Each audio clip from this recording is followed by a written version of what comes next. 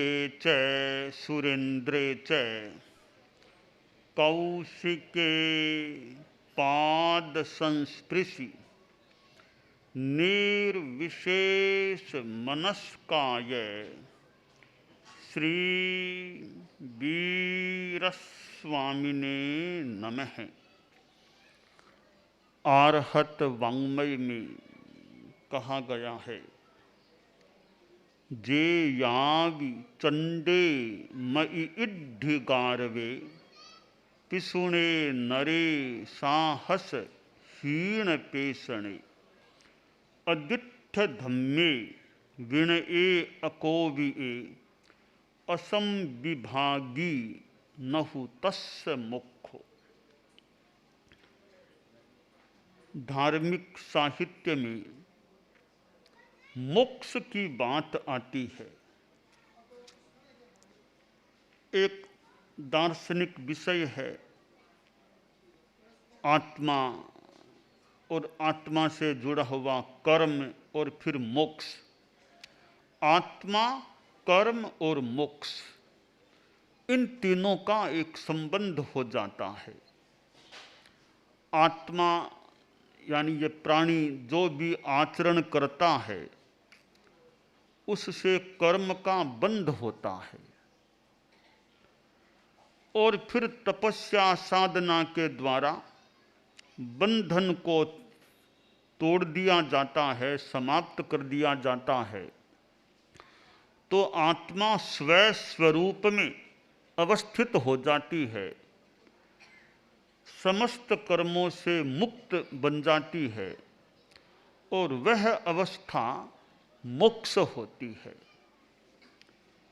तो आत्मा, कर्म और मोक्ष, इन तीनों का एक संबंध हो जाता है। कोई यह पूछे जीवन का अंतिम लक्ष्य क्या होना चाहिए, तो मेरा मंतव्य है जीवन का अंतिम लक्ष्य मोक्ष प्राप्ति अथवा मोक्ष प्राप्ति की दिशा में आगे बढ़ना होना चाहिए।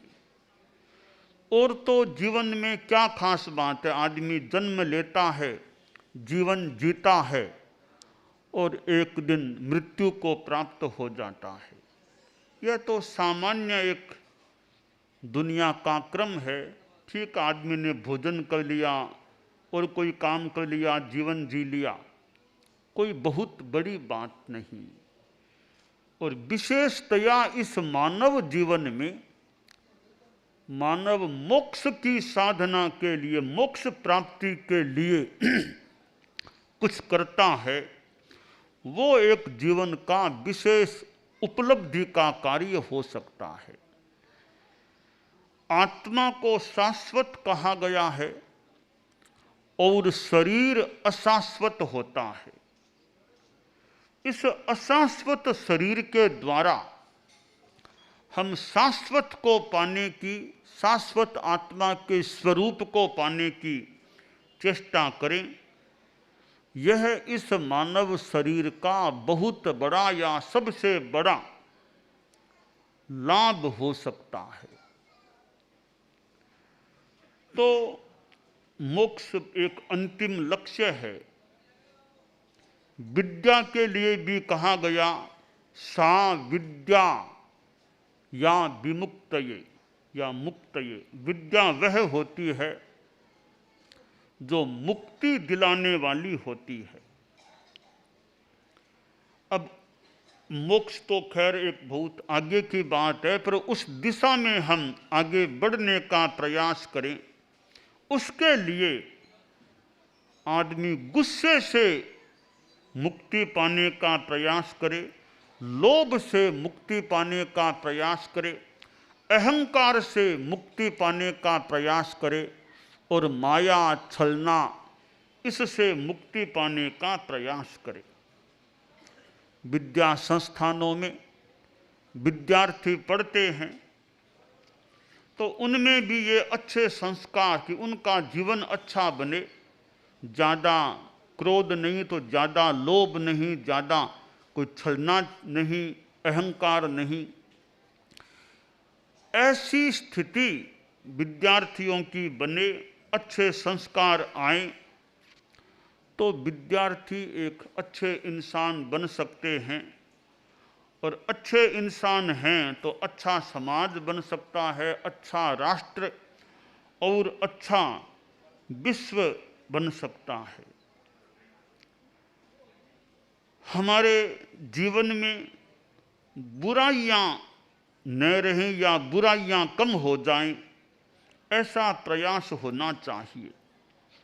हम लोग जैन धर्म से जुड़े हुए हैं और यात्रा कर रहे हैं, अहिंसा यात्रा, और यात्रा करते करते राजस्थान के सवाई माधोपुर के निकट मानो आ गए हैं। आगे जयपुर जाना है, फिर और आगे जाना है। हम इस यात्रा में 3 बातों का प्रचार कर रहे हैं: सद्भावना, नैतिकता और नशा मुक्ति। सद्भावना यानी जाति संप्रदाय आदि को लेकर दंगा फसाद मारकाट हिंसा, इसमें आदमी न जाए। भारत में अनेक जातियां हैं, अनेक संप्रदाय हैं, राजनीतिक दल भी अनेक हैं, भाषाएं भी भारत में अनेक हैं। यह विविधता है, अनेकता है, पर इस अनेकता के होने पर भी मानव नागरिक नागरिक से घृणा न करे, एक मैत्री भाव का व्यवहार करे, सौहार्द रखे, व्यर्थ झगड़ा लड़ाई हिंसा इसमें जाना न हो, तो सद्भावना रखे। दूसरी बात है नैतिकता। आदमी जो भी कार्य करे उसमें धोखाधड़ी का बर्ताव न करे, किसी को ठगने का प्रयास न करे। ये आदमी कई बार कुछ लाभ के लिए ठगने की चेष्टा भी कर लेता है। हमें बुद्धि मिली है, उस बुद्धि का हमें दुरुपयोग नहीं करना चाहिए।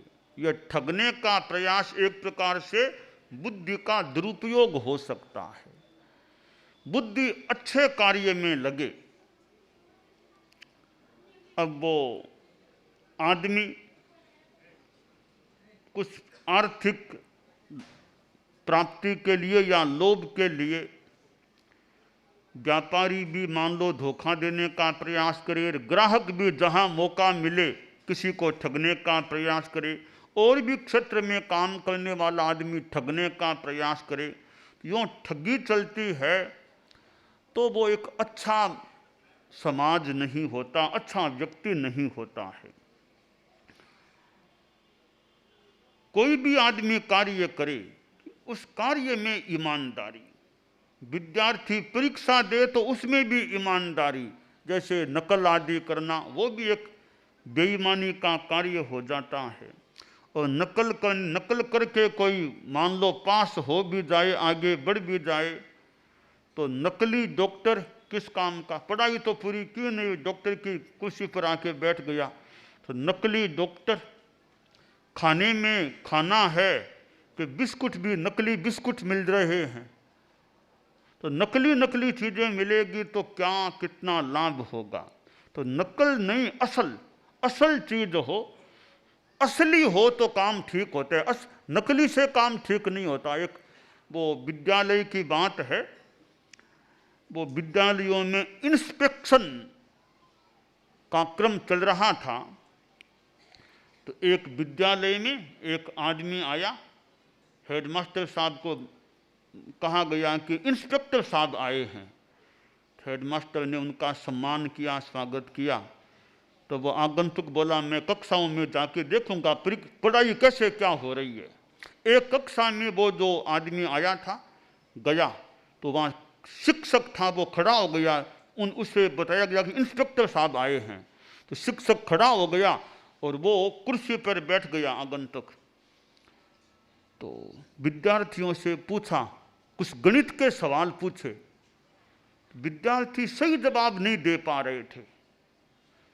तो वो जो भी इंस्पेक्टर के रूप में था, कहा मास्टर साहब क्या बात है, ये विद्यार्थी है, मैं इनके अनुकूल, इनके अनुरूप प्रश्न पूछ रहा हूँ गणित के, ये जवाब क्यों नहीं दे पा रहे हैं, क्या बात है, आप इनको ठीक तरह पढ़ाते नहीं हैं क्या?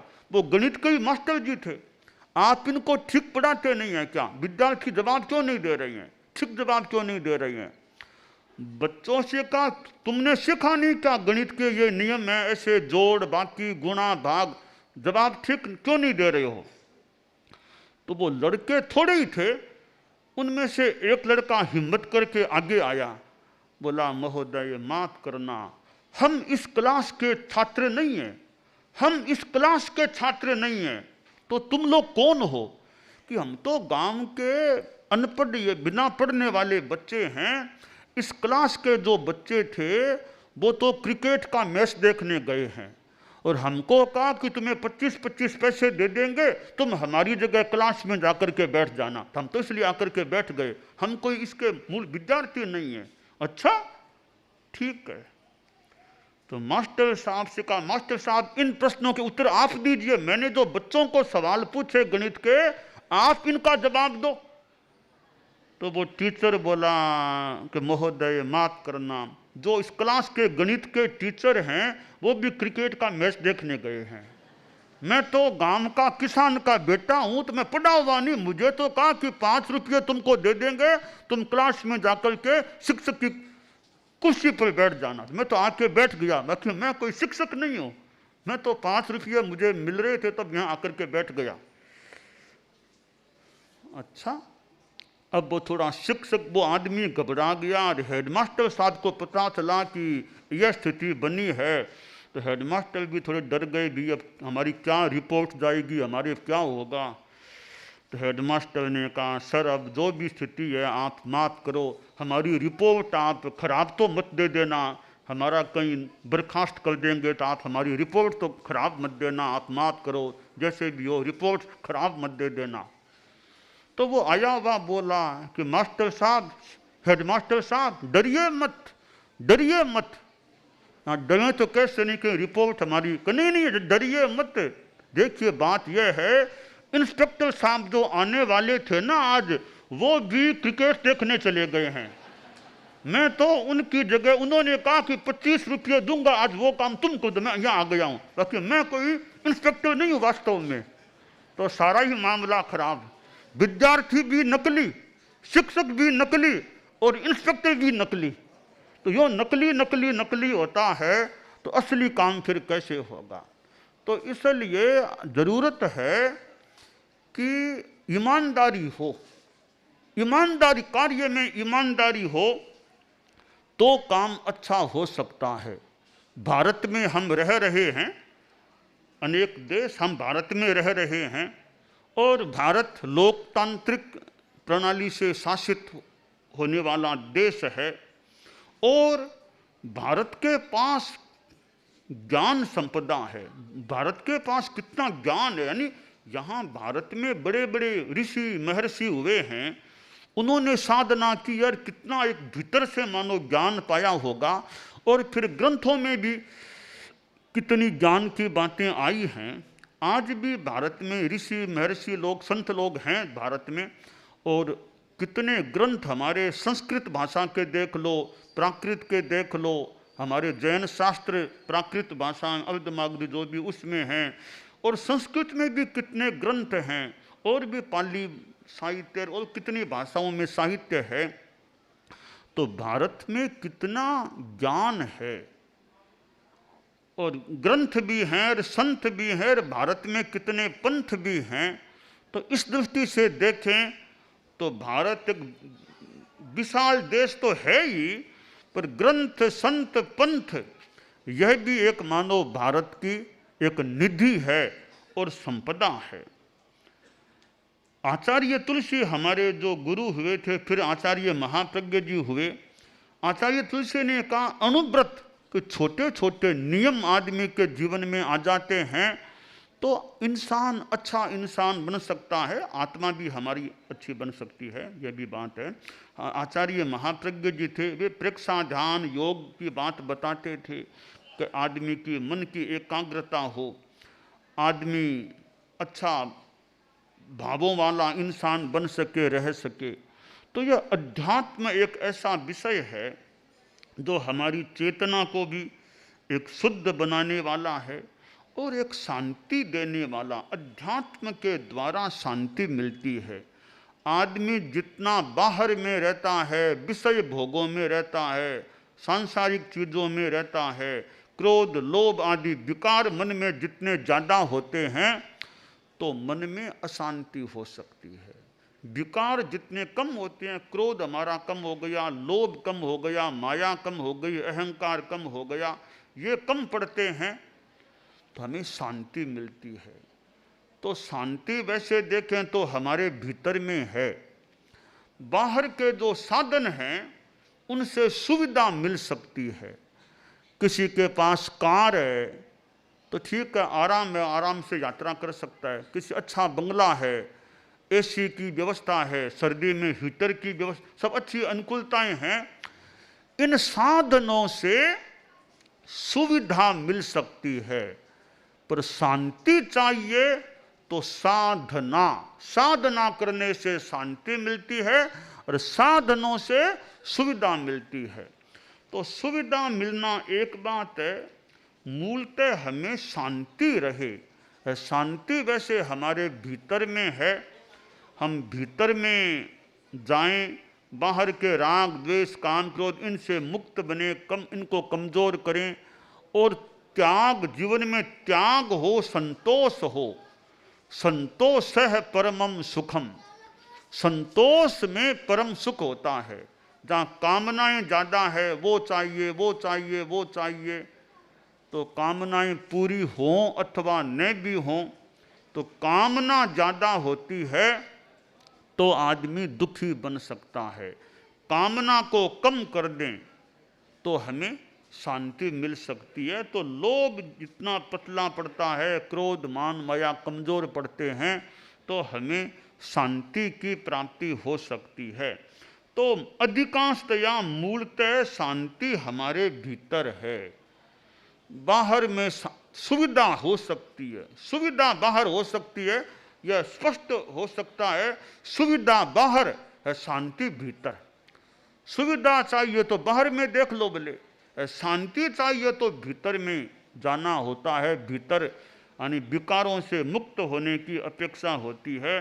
एक बुढ़िया माँ थी, बुढ़िया, तो शाम का समय था, सड़क के ऊपर आ गई। सड़क पर यूँ कुछ यूँ खोज रही थी। तो पड़ोस का बच्चा आया कि दादी माँ क्या हुआ, क्या खोज रही हो? कहा बेटा सुई गिर गई है मेरी, सुई, कपड़ा सीने की सुई, वो सुई खोज रही हूँ। तो वो लड़का बोला दादी माँ बताओ सुई किधर गिरी? इधर गिरी, इधर किधर गिरी थी? तो बुढ़िया बोली सुई तो हमारी झोंपड़ी में गिरी, सुई तो झोंपड़ी में पड़ी थी। तो यहाँ क्यों खोजती हो?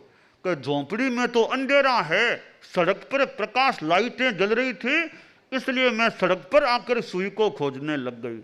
बच्चा बोला दादी माँ कैसी भोली बात करती हो, सुई गिरी तो है झोंपड़ी में, खोजती हो यहाँ कैसे सुई मिलेगी? मैं चलता हूँ उस झोंपड़ी में। बच्चा झोंपड़ी में गया, सुई खोज करके बुढ़िया को दे दी।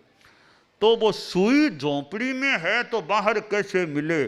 शांति भीतर में है तो वो बाहर कितनी मिले, कैसे मिले?